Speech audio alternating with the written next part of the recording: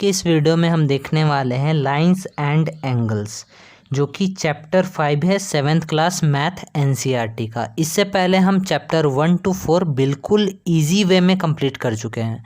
अगर आपको देखना है तो प्लेलिस्ट में जाकर आप देख लीजिए, बहुत आसान तरीक़ा से उसको हम बताए हैं, ठीक है। और इसका डिस्क्रिप्शन में भी उसका प्लेलिस्ट का लिंक हम दे देंगे, आप लिंक के थ्रू जाकर आप देख लोगे। ओके, तो ये वीडियो को अब हम स्टार्ट करते हैं।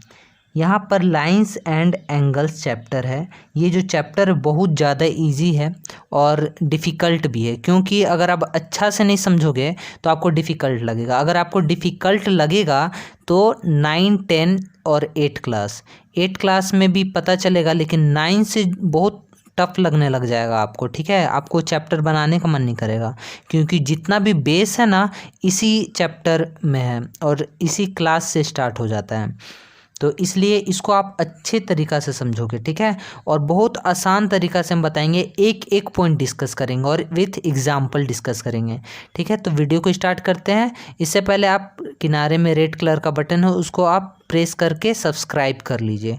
ओके, तो चैप्टर 5 है 7th class NCERT lines and angles. इसका इंट्रोडक्शन हम देखने वाले हैं। सबसे पहले हम देखते हैं लाइंस क्या होता है और इसमें क्या क्या होता है, ठीक है।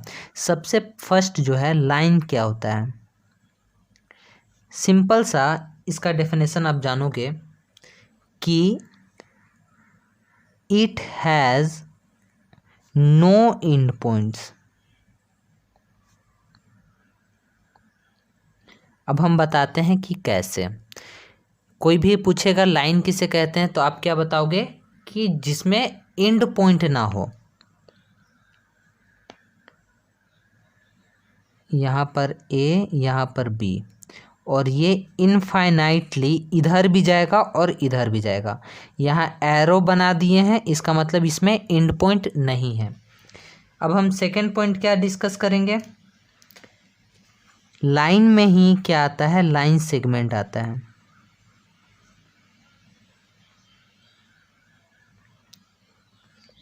तो यहाँ पर आप देखोगे लाइन सेगमेंट जो होता है वो it is also a part of an line. It is also a part of a line, ठीक है।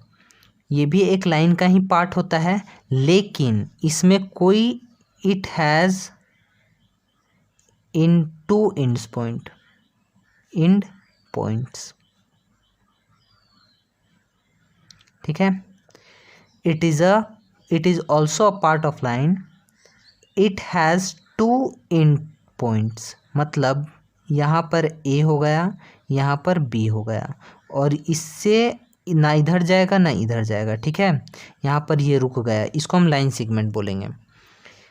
अब थर्ड क्या है, थर्ड जो है वो है रे। अब एग्जाम्पल बताओ कि रे कहाँ देखे हो आप, सोच लिए, कमेंट सेक्शन में बताओ। रे जो होता है जैसे सूर्य का प्रकाश, सनलाइट जो आता है उसमें रे देखते हो ना, कभी कभी खिड़की से वेंटिलेटर तरफ से ऐसे आते रहता है।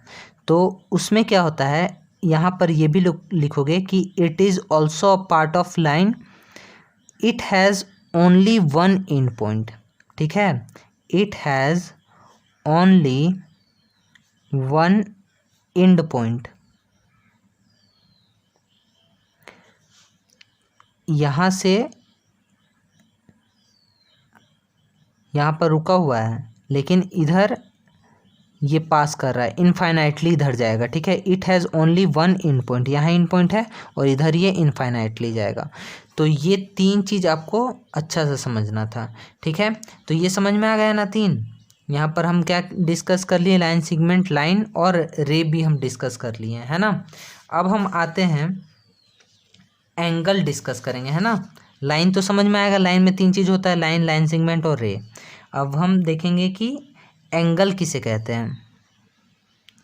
देखो, एंगल जो होता है ना, दो लाइन का इंक्लिनेशन होता है।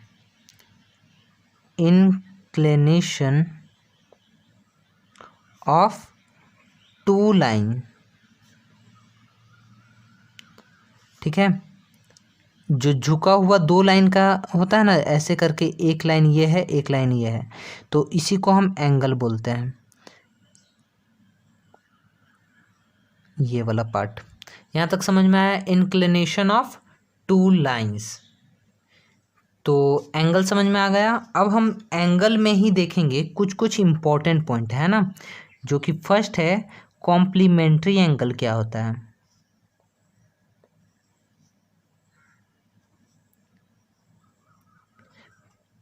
ठीक है, फर्स्ट कॉम्प्लीमेंट्री एंगल हम देखेंगे। सेकंड क्या देखेंगे? सेकंड यहाँ पर देखो, ये कॉम्प्लीमेंट्री हो गया। उसके बाद फिर क्या है यहाँ पर? सप्लीमेंट्री एंगल है यहाँ पर, ठीक है। सप्लीमेंट्री एंगल है, उसके बाद एडजेसेंट एंगल है, और उसके बाद लीनियर पेयर है, यहाँ पर लीनियर पेयर है, ठीक है। तो चारों को हम लिख लेते हैं। ये चार आप कर लोगे तो आसानी से समझ में आने लगेगा सब कुछ, ठीक है। तो यहाँ पर हम सारा जितना भी था उसको हम लिख लिए हैं, ठीक है। तो ये चीज़ 5 आपको लाइन बाय लाइन एकदम टिप पर होना चाहिए, एकदम याद होना चाहिए, ठीक है। Complementary, supplementary, adjacent, linear pair और वर्टिकली अपोजिट एंगल। एक और है यहाँ पर 5 तक। तो कॉम्प्लीमेंट्री एंगल 5 यहाँ पर लिख लिए। कॉम्प्लीमेंट्री एंगल क्या होता है? जब दो एंगल को ऐड करने पर, जैसे कि मान के चलो कॉम्प्लीमेंट्री एंगल, यहाँ पर ऐसे करके आप देख लो, जब दो एंगल को ऐड करने पर वो 90 डिग्री का बने, ठीक है, x + y = 90 बने, तो कॉम्प्लीमेंट्री एंगल उसको बोलेंगे। दो एंगल तब कॉम्प्लीमेंट्री होगा जब दोनों का सम 90 का इक्वल हो। जैसे यहाँ पर कोई क्वेश्चन आ जाए आपको कि यहाँ 70 डिग्री है, इसका कॉम्प्लीमेंट्री बताओ, तो कॉम्प्लीमेंट्री कैसे निकालोगे? 90 में से 70 को माइनस कर दोगे, ठीक है, तो ये मिल जाएगा 20 डिग्री। और 90 देखो, जो बीच में पूरा होता है ना, वो 90 डिग्री होता है। 90 से अगर हम इधर जाते हैं तो 90 से घटने लगता है, और 90 से जब इधर जाते हैं तो बढ़ने लगता है। तो सप्लीमेंट्री क्या होता है? बीच में 90 होता है, और इधर जाएंगे तो ये सप्लीमेंट्री हो जाता है ना। तो जब x + y को ऐड करते हैं, दो एंगल का सम 180 का होता है, तो सप्लीमेंट्री कहलाता है। क्वेश्चन बोलेगा कि 120 का सप्लीमेंट्री निकालो, तो 180 में माइनस कर दो 120, तो 60 डिग्री हो जाएगा, ठीक है। अब यहाँ पर एडजेसेंट एंगल क्या होता है? एडजेसेंट एंगल में ये ध्यान में रखना, यहाँ देखो, ये जो होता है ना, ये वाला पॉइंट, ये वर्टेक्स को कहलाता है, और ये क्या कहलाता है? आर्म कहलाता है इसका। तो एडजेसेंट एंगल में क्या होता है? जो वर्टेक्स होता है कॉमन होता है, ठीक है। इसमें एक समझ लो, एक लाइन होना चाहिए, एक खंबा है समझ लो, ये वो बीच में हमेशा होना चाहिए एडजेसेंट एंगल बनाने के लिए। और यहाँ पर दो ठो ऐसे आ जाएगा, है ना, ये और ये। तो ये वाला एंगल 1 लिख देते हैं, ये वाला एंगल 2।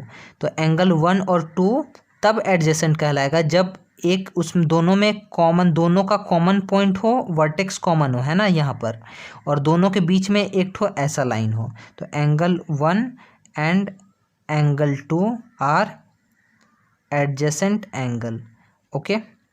अब यहाँ पर क्या है? लीनियर पेयर है। लीनियर पेयर बहुत इंपॉर्टेंट है, 10th क्लास 9th क्लास में भी बहुत यूज होता है, ठीक है, आपके क्लास में भी बहुत यूज होगा।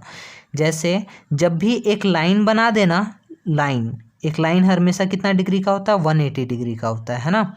एक लाइन बना दे उसको लीनियर पेयर बोलते हैं। जैसे यहाँ से ऐसे आ जाता है, यहाँ से ऐसे आ जाता है, ठीक है। तो सम ऑफ टू एंगल, जब x + y को ऐड करेंगे ना, तो 180 यहाँ पर भी आना चाहिए, ठीक है। और सप्लीमेंट्री तो क्या होता है? ऐसा भी बन सकता है, ऐसा भी बन सकता है, लेकिन लीनियर पेयर क्या होना चाहिए? एकदम सीधा होना चाहिए, ठीक है। क्या ये लीनियर पेयर है a + b? तो बोलेंगे नहीं है, ये नहीं है, क्योंकि एक लाइन सीधा में ये नहीं है ना, सीधा में रहता तो लीनियर पेयर कहलाता। तो यहाँ पर 120 है, तो ये कितना हो जाएगा? ये 60 हो जाएगा, ठीक है। यहाँ पर 80 है, तो यहाँ पर 100 हो जाएगा। ठीक है, लीनियर पेयर समझ में आएगा कि एक लाइन बनाता है, सीधा स्ट्रेट लाइन होना चाहिए।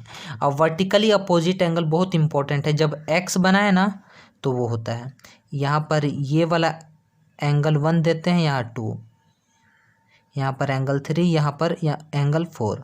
तो जब एक्स ऐसे बनाए तो वर्टिकली अपोजिट एंगल होता है, जब दो लाइन इंटरसेक्ट करता है एक पॉइंट पर तो वो वर्टिकली अपोजिट एंगल बनाता है। तो angle 3 and angle 4 are vertically opposite angle, angle 1 and angle 2 are vertically opposite angle. ठीक है, यहाँ पर आप ये नहीं बोल सकते हो ना कि 1 और 3 है, क्योंकि 1 और 3 क्या बोल सकते हैं, लीनियर पेयर बोल सकते हैं। 1 + 3 दोनों 180 बनाएगा ना, एक लाइन बनाएगा। 2 और 4 को भी हम लीनियर पेयर बोल सकते हैं, लेकिन वर्टिकली अपोजिट एंगल नहीं बोल सकते। ये दोनों को बोलेंगे, है ना। जब भी एक्स बनाए ना, ये और ये वर्टिकली अपोजिट एंगल, ये दोनों वर्टिकली अपोजिट एंगल। तो यहाँ तक समझ में आ गया है ना। ये वाला जो 5 तो है ना, एकदम अच्छा से आपको याद होना चाहिए। ओके, तो यहाँ तक तो एकदम कवर हो गया है। तो इंट्रोडक्शन पार्ट कंप्लीट हो गया है ना। अब हम आते हैं जो एक्सरसाइज है उसको हम देखेंगे। तो फर्स्ट क्वेश्चन है एक्सरसाइज 5.1 का, find the complement of each of the following angles. यहाँ पर देखो आप, कॉम्प्लीमेंट क्या है, जब दो एंगल को सम करके 90 आता है उसको कॉम्प्लीमेंट्री बोलते हैं। मतलब एक एंगल यहाँ पर दिया था 70, तो उसका कॉम्प्लीमेंट्री फाइंड करना था, तो 90 में से 70 को माइनस हम कर दिए थे। तो यहाँ पर हम क्या लिखेंगे, पहले आप फिगर बना लो। फर्स्ट का फर्स्ट नंबर ये 20 डिग्री है, तो कॉम्प्लीमेंट्री यहाँ पर आप लिखोगे, पूरा फुल लिखोगे यहाँ पर 90 - 20 डिग्री और आ गया 70 डिग्री आंसर। सेकंड क्या है, 63 है ना।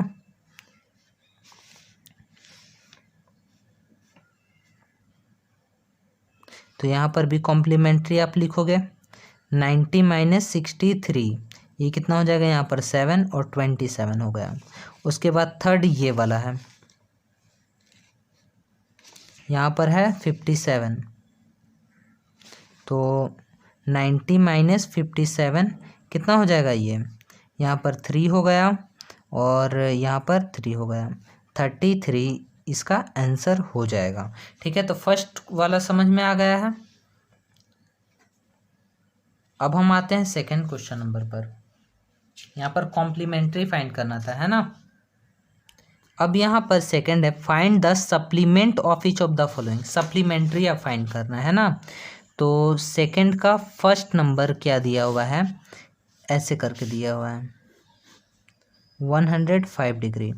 तो इसको क्या लिखोगे, सप्लीमेंट्री 180 -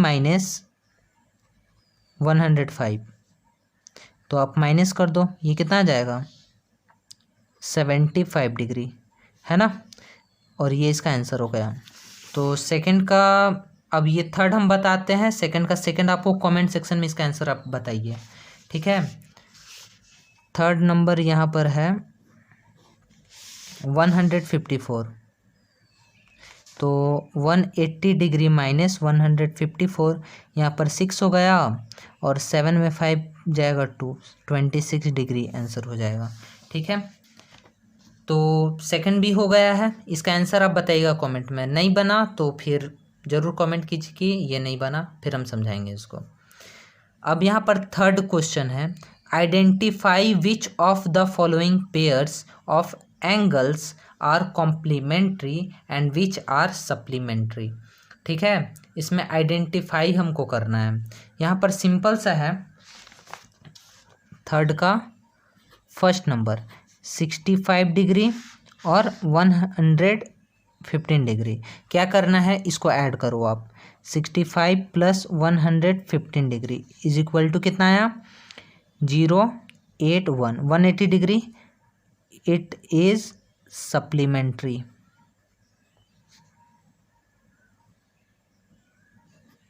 ओके, यहाँ तक समझ में आया। सेकंड नंबर देखो, अब यहाँ पर ऐड करते हैं 7, यहाँ पर 80, ये 90 हो जाएगा, इट इज़ कॉम्प्लीमेंट्री। इसमें ये सप्लीमेंट्री हो गया, इसको ऐड करेंगे तो ये 180 आएगा, ये भी सप्लीमेंट्री, 45 ये कॉम्प्लीमेंट्री, 80 और 10 90 ये कॉम्प्लीमेंट्री। थर्ड समझ में आ गया ना, ये लिख लोगे ना, ठीक है। अब हम क्वेश्चन नंबर 4 देखते हैं। Find the angle which is equal to its complement. अब ऐसा एंगल आपको फाइंड करना है जो उसका कॉम्प्लीमेंट का इक्वल हो, ठीक है। तो सिंपल सा बात है, ऐसा फाइंड करो ना कि दोनों को मिला के 90 आए लेकिन दोनों सेम हो, है ना। तो let the angle be X, तो x प्लस एक्स को जब ऐड करेंगे तो वो कॉम्प्लीमेंट का इक्वल आएगा। तो ये 2x is equal to 90 degree, तो x का वैल्यू कितना हो जाएगा 90/2, 2 से ये 45 टाइम्स कैंसिल हो जाएगा, तो x का वैल्यू आया 45 डिग्री। ओके, अब 5 में देखो, find the angle which is equal to its supplement. तो 5 में भी वही करना है, let the angle be X, और दोनों को, और यहाँ पर लिखोगे आप we know that sum of two supplement angle is 180 degree होता है, सप्लीमेंट्री 180 डिग्री होता है ना।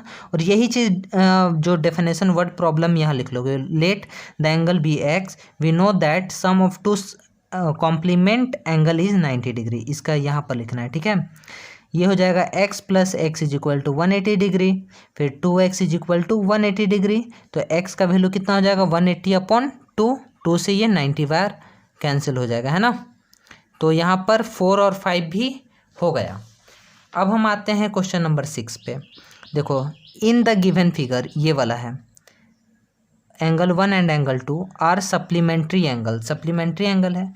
इफ़ एंगल 1 इज डिक्रीज्ड, अगर एंगल 1 जो है वो डिक्रीज हो जाता है, what change should take place in angle 2 so that both the angles still remain supplementary.